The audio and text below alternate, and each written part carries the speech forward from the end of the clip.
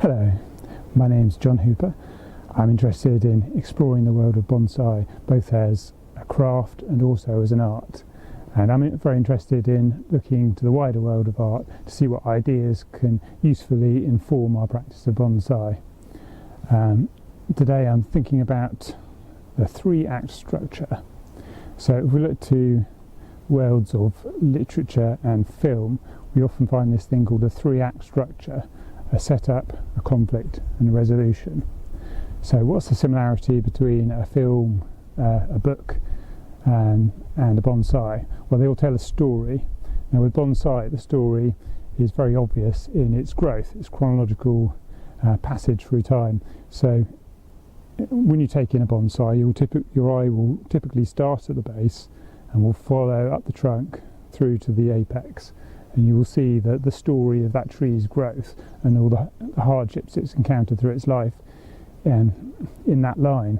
So I want to think of that primary line of the tree as the same as a story that you would find in a book or a film. So starting with the base. The base is, in the story terms, is what's called the setup. So this is just establishing the character of the tree. So you've got the roots, the pot, establishing the initial point of the story. The conflict is the interesting bit. So the conflict is when the protagonist, in this case the tree, encounters adversity in one form or another. So one form that could take is in the form of gradual forces. So you'd have the force of gravity, maybe bending a tree. You'd have wind shaping a tree in a certain direction. These would be gradual, slow forces, maybe environmental forces such as snow.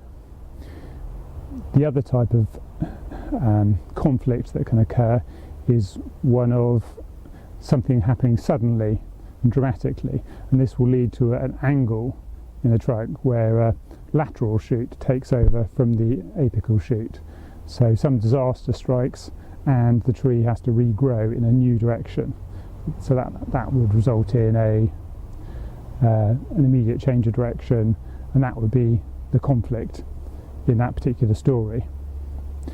Moving on from the conflict, we have resolution. Resolution in the case of a tree is going to be in the crown, and the important part of a resolution is to resolve and dissipate the energy.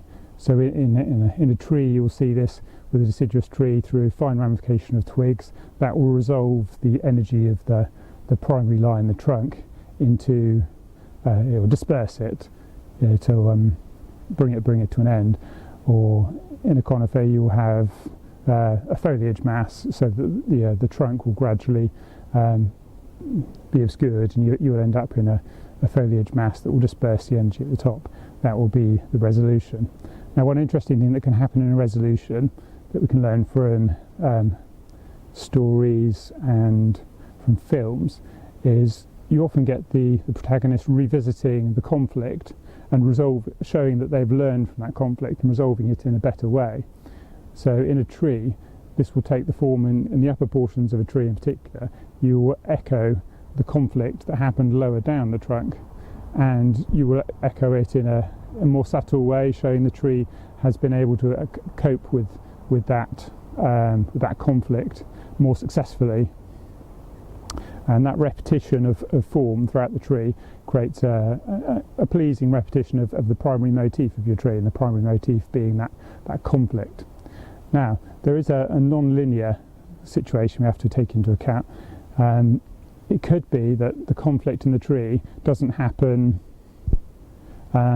immediately in the middle or anywhere in the middle. The conflict could be at the top, so you could have the sort of lightning strike or other reason for the apex to die out, perhaps drought, perhaps something like that. So the conflict point will be at the top of the tree, and your eye may be drawn to that initially, and then your eye will read the rest of the tree and make sense, fill in the backstory. So this is very much like a film or a book where there are flashbacks, where the film might open with the final scene chronologically, but to make sense of that it will then recap what's happened. So you will quite often see this in a tree, as I say, where the conflict doesn't happen in the middle of the trunk, but happens maybe at the top, or perhaps it could happen at the base of the tree. So this would be an example. Give you an example. Say the land destabilizes, the tree gets blown at an angle, the roots pull out of the ground, but the tree restabilizes itself at that angle. So the conflict will have happened, and it will be evident at the base of the tree, and the whole of the tree will then reshape itself. So that's looking to stories and to films, and seeing how we can see the primary line of the trunk as a story, and we can bring ideas from films and literature and use them to as part of our mental toolkit for looking at bonsai in a different way. So have a go applying it next time you're designing your bonsai. Think of your tree as a story. Think, where is the base, where is the setup, where is the conflict, what's the resolution, what story is your tree telling.